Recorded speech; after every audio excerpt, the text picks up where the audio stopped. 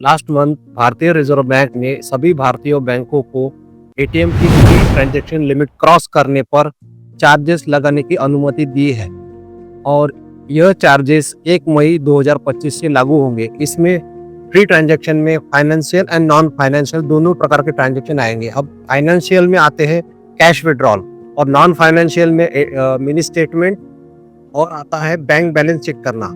बहुत से लोगों को पता ही नहीं है कि बैंक बैलेंस चेक करना या मिनी स्टेटमेंट निकलना ये भी बैंक ट्रांजैक्शन में ही इंक्लूड होता है।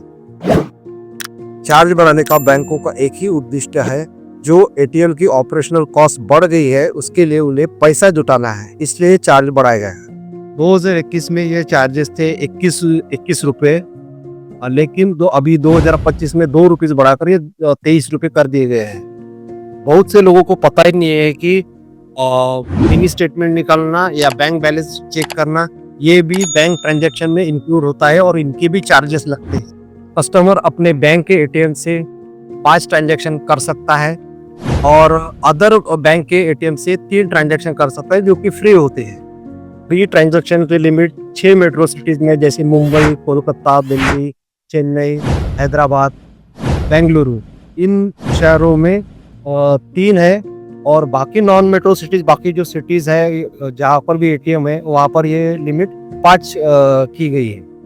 यह संशोधन आरबीआई द्वारा एटीएम नेटवर्क मेंटेनेंस और मैनेजमेंट की दृष्टि से किया गया है। आरबीआई ने यह भी सूचित किया है कि एटीएम इंटरचार्ज जो एक बैंक की एटीएम सेवा प्रदान करने वाले दूसरे बैंक को दिया जाता है, यह भी एटीएम नेटवर्क मैनेजमेंट द्वारा निर्धारित किया जाएगा। एटीएम इंटरचार्ज वह चार्ज होता है जैसे कोई कस्टमर है जो एचडीएफसी का कस्टमर है, वो अगर एसबीआई के एटीएम से अगर पैसे निकालता है तो एचडीएफसी को एसबीआई को कुछ % में चार्ज देना पड़ेगा।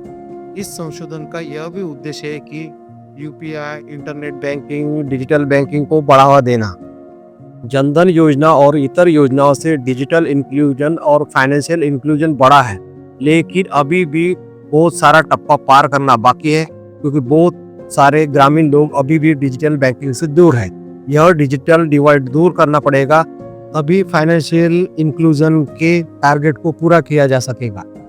अभी भी बहुत सारे लोग डिजिटल अवेयरनेस न होने के कारण डिजिटल ट्रांजैक्शन करना, यूपीआई पेमेंट्स करना, रिसीव करना, इसमें झिझक महसूस करते हैं। इसलिए बहुत सारे लोग कैश ट्रांजैक्शन के लिए एटीएम पर निर्भर है और एटीएम पर बिलीव भी करते हैं। अभी तक यूपीआई ट्रांजैक्शन पूरी तरह एफिशिएंट नहीं हुआ है। कभी कभी पैसे ट्रांसफर होने पर या रिसीव करने में टाइम लग आता है, जिससे एक दुविधा की स्थिति उत्पन्न होती है। एटीएम सुविधाओं को भी सुधारने की जरूरत है। मंडे के दिन बहुत सारे सिटीज में एटीएम में कैश अवेलेबल नहीं होता है, जिससे भी एक दुविधा की स्थिति उत्पन्न होती है और उस वक्त ऐसा भी होता है कि नेटवर्क डाउन होने के कारण यूपीआई नेटवर्क भी काम नहीं करता है और पैसे ट्रांसफर नहीं हो पाते या रिसीव नहीं हो पाते।